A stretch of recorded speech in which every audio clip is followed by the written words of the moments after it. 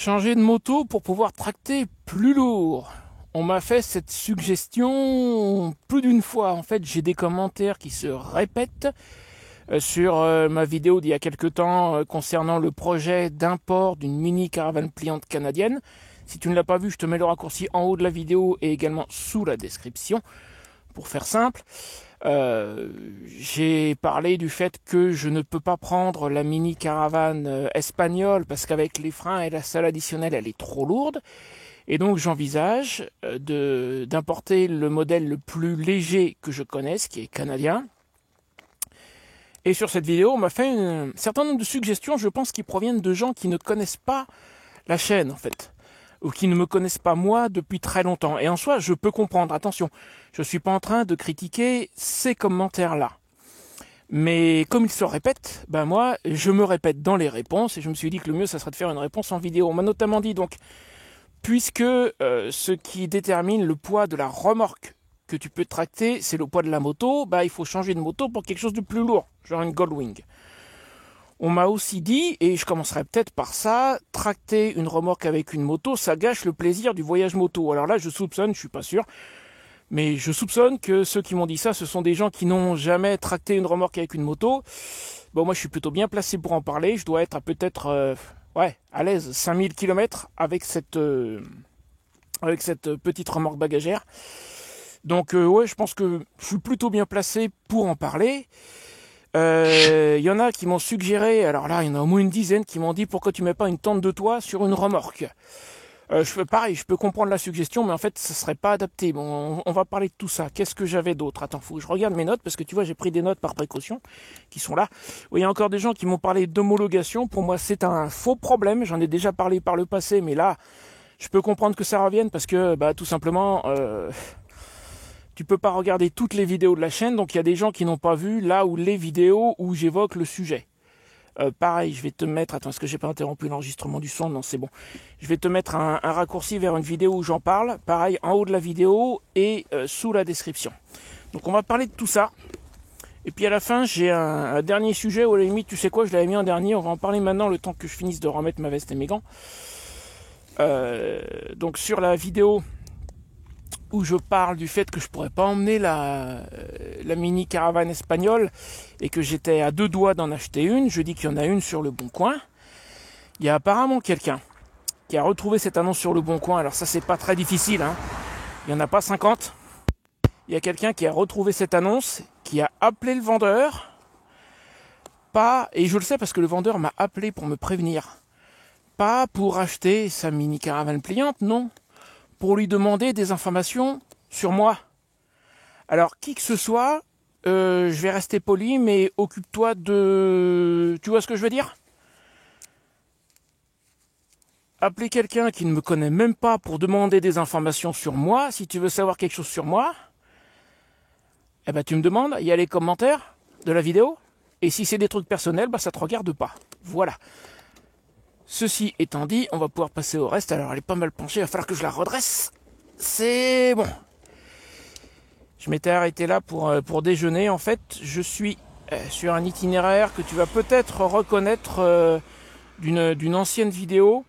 C'est mon itinéraire pour éviter Chartres quand tu vas du sud de la région parisienne en Normandie. Pareil, je vais te mettre un raccourci sous la vidéo, en haut et sous la description. Allons-y.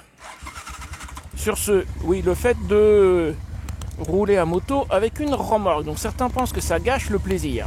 Attends, je m'insère tranquillement. Bon, il n'y a pas beaucoup de monde sur cette route. C'est l'avantage. C'est une des raisons pour lesquelles je passe ici. Alors honnêtement, ça ne gâche rien du tout. À moins de vouloir faire vraiment de la petite route de montagne, déjà, la remorque ne gêne pas. Surtout une petite remorque légère comme j'ai là. C'est une remorque qui ne dépasse pas les 80 kg en charge. Il faut que je fasse un effort pour me rappeler qu'elle est là, il faut que je fasse gaffe un petit peu, parce que je la sens quasiment pas, sauf dans les grosses côtes. Donc déjà, même quand je l'ai, en réalité, ça ne gâche rien du tout, et d'une. Et ensuite, ceux qui me disent ça semblent ne pas avoir réalisé que mon but, c'est pas de rouler avec la remorque en permanence. J'ai la remorque entre deux étapes, entre deux campings, et une fois que j'arrive quelque part, je m'installe, je pose la remorque, que ce soit celle-là ou une mini caravane pliante, dans les deux cas, je pose la remorque, et je vais visiter la région sans la remorque. Tout l'intérêt d'une remorque par rapport, par exemple, à un sidecar, c'est que quand j'en ai pas besoin, je l'emmène pas. Elle n'est pas attachée en permanence à la moto. Puis comme je vous disais, hein, sur la route, elle fait pas une différence flagrante. Si, là où elle gêne un petit peu, c'est, tu vois, là, je te disais que je m'étais arrêté pour déjeuner. Je suis déjà en 5e, ça c'est parce que je te parle, je fais pas gaffe. Je m'étais arrêté pour déjeuner, mais juste avant, le déjeuner, je l'ai acheté. J'ai acheté un sandwich dans une boulangerie. Et effectivement, là, j'ai tourné 2 minutes pour trouver à me garer, parce que je voulais me mettre devant la boulangerie, je pouvais pas. Il m'aurait fallu, il y avait des places de parking dans la boulangerie, mais de libre, il n'y en avait qu'une à la fois. C'est-à-dire, tu avais une place de parking et une voiture devant, une voiture derrière. Avec la remorque, il m'en aurait fallu 2. Mais c'est vraiment un des rares cas où elle gêne un petit peu. Sans ça, sincèrement, la remorque, c'est pas un problème. Elle ne gâche rien du tout. Et encore une fois, j'arrive quelque part, je la pose. Voilà. Là, ceux qui m'ont dit, puisque tu peux pas tracter assez lourd, c'est l'occasion de changer de moto. Jamais. Alors ça, ce sont des gens qui, pareil, je comprends très bien, je ne critique pas, ce sont des gens qui connaissent pas bien la chaîne, qui ne connaissent pas... déjà, je m'attache à mes motos, quand tu commences à leur donner des noms, quand tu commences à donner des noms aux choses, c'est un petit peu mort. Ça, c'est Fanlevent, c'est une grande amie, j'y suis attaché, elle me convient. Donc déjà, rien qu'à cause de ça, attends, je fais gaffe où je vais, hein, je cherche Chamron en Gâtine. Je pense que c'est à gauche, la loupe, ça me dit quelque chose, parce que là, du coup, j'ai pas mon GPS, hein, je précise. Je pense que c'est par là. Donc j'y suis attaché. Déjà, mon ancienne moto, ma Rocinante, j'ai eu du mal à la poser. Mais je savais que c'était nécessaire, parce qu'elle n'aurait jamais pu tracter quoi que ce soit. Après, elle est en de bonnes mains. À présent, elle est chez Bertrand qui est en train de la restaurer. On en reparlera sans doute dans quelques temps, j'espère, qu'il va me tourner des images. Qui va nous tourner des images. J'espère que c'est bien par là. Hein. J'espère que c'est bien par là. Ouais, donc j'ai eu du mal à me séparer de Rocinante. Fanlevent, ça fait 2 ans qu'on est ensemble. Elle correspond à mon besoin. Je la laisserai pas, je vais la pousser jusqu'au bout. C'est une machine qui peut à l'aise faire 200 000, 300 000 km. Et après, éventuellement, s'il y a lieu, un moteur, ça se refait. Ça sera pas logique financièrement. Mais attends, je cherche le terme. Là, en plus, voilà, je m'y retrouve plus. Sentimentalement, un moteur, ça se refait. Donc, je suis pas prêt de me séparer de Fanlevent. Et là, regardez où vous volez, vous autres. Donc déjà, il y a ça. Il y a ça. Et puis, je n'ai pas envie d'avoir quelque chose de plus gros, en fait. Déjà, j'aime les motos nues niveau style, les gros carénages, c'est pas mon truc. Après, j'ai rien contre les gens qui roulent en Goldwing, par exemple. Mais c'est juste pas quelque chose dont j'ai envie. Et puis, elle est déjà bien assez lourde comme ça. Donc, avoir quelque chose d'encore plus lourd, sincèrement, j'ai pas envie. Donc, c'est pas la moto qui doit changer, c'est pas la moto qui doit s'adapter, c'est la remorque qui doit s'adapter. Pas la moto. Voilà. Je pense que c'est suffisamment clair. Et je vais peut-être m'arrêter une seconde parce que je sais pas du tout si je me dirige là où il faut. Attends, donne-moi un instant. Attends, il y a une route là. Je peux peut-être me mettre sur le côté.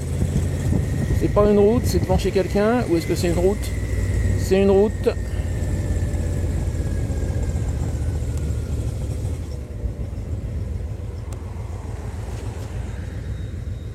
Je vais me mettre là. J'espère que c'est bien par là. Sinon, j'ai peut-être une petite chance de faire demi-tour. Alors, attends, donne-moi une seconde.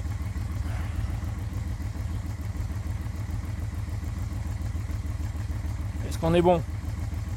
Ah bah, a priori, on est bon. Ok. Donc, je continue. Où on était là-bas, ça, tiens, comme je suis arrêté. Changer de moto, j'en ai parlé. Gâcher le voyage moto, j'en ai parlé. L'attente de toi. Alors, il y a plein de gens qui m'ont dit, plutôt que de te lancer dans un projet d'un port, d'une caravane pliante, pourquoi est-ce que tu ne mets pas une tente de toit sur une remorque? Je peux comprendre le raisonnement, mais il faut bien penser que je ne pars pas camper avec ma moto 2 semaines par an pour partir en vacances. Si c'était pour ce genre d'utilisation, je dirais oui, pourquoi pas, ça peut le faire.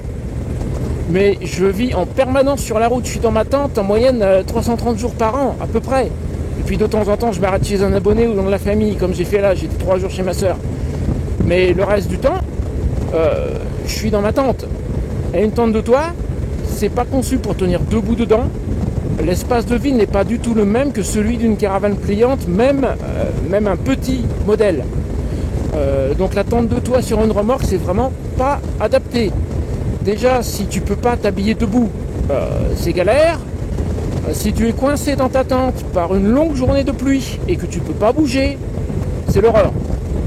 L'intérêt de la mini caravane pliante, et notamment du modèle canadien, de la Leisure Light, que je compte importer, c'est qu'il y a un petit espace salon, suffisant justement pour s'habiller debout, pour avoir une petite chaise, une petite table de camping, pour bouger un petit peu. Éventuellement, si je veux, je peux lui adjoindre une salle additionnelle, comme on voit sur les caravanes, tu sais, c'est un auvent avec des parois, ça peut se faire. Elle est entièrement hors sol, alors pas la salle additionnelle, mais la tente principale est entièrement hors sol. Et même si je ne mets que la tente principale, je peux bouger un peu dedans. Et ça s'installe en 2 minutes. Donc par rapport à une tente de toit sur une remorque, pour moi, il n'y a pas photo. Voilà. Ensuite, on a les histoires d'homologation.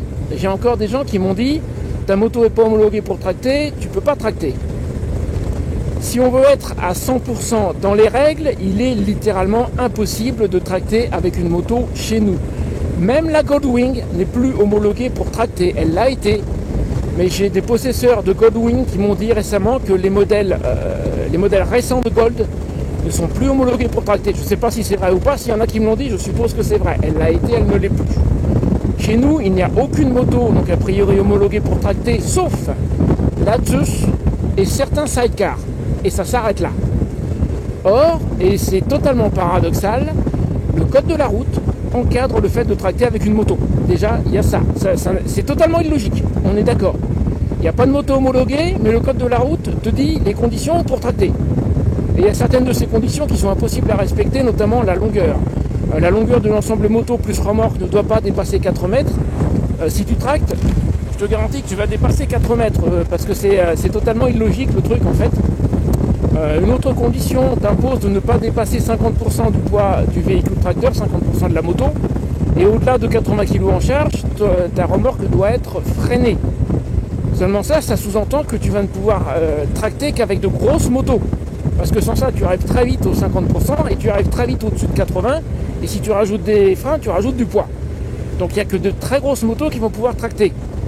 Or une très grosse moto, c'est long, la mienne doit faire je crois 2,30 m. Une Goldwing, ça mesure quoi? 2,60 m? Comment veux-tu ne pas dépasser les 4 mètres? C'est impossible. Personne ne peut. Donc c'est totalement illogique.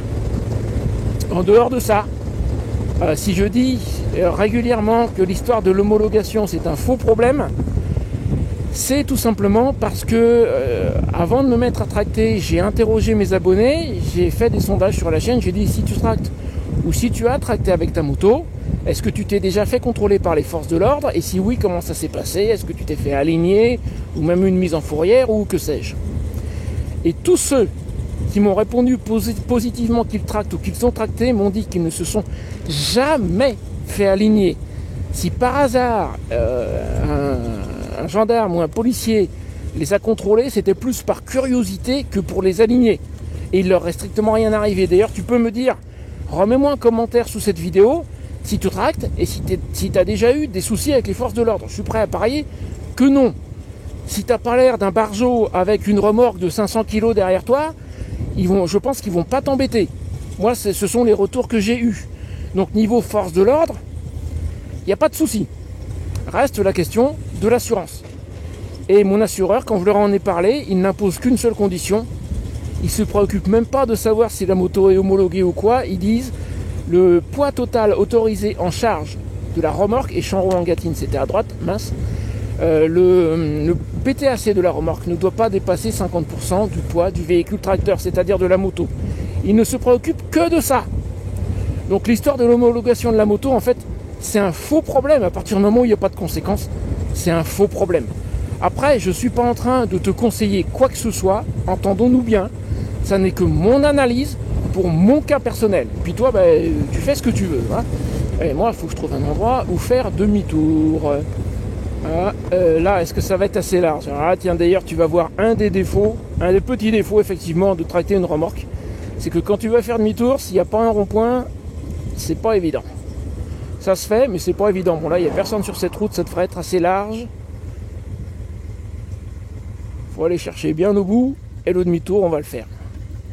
Je vais mettre les pieds pour le principe, c'est pas la peine de prendre un risque idiot. Voilà, ça se fait. Voilà, voilà. Et me voilà arrivé et installé.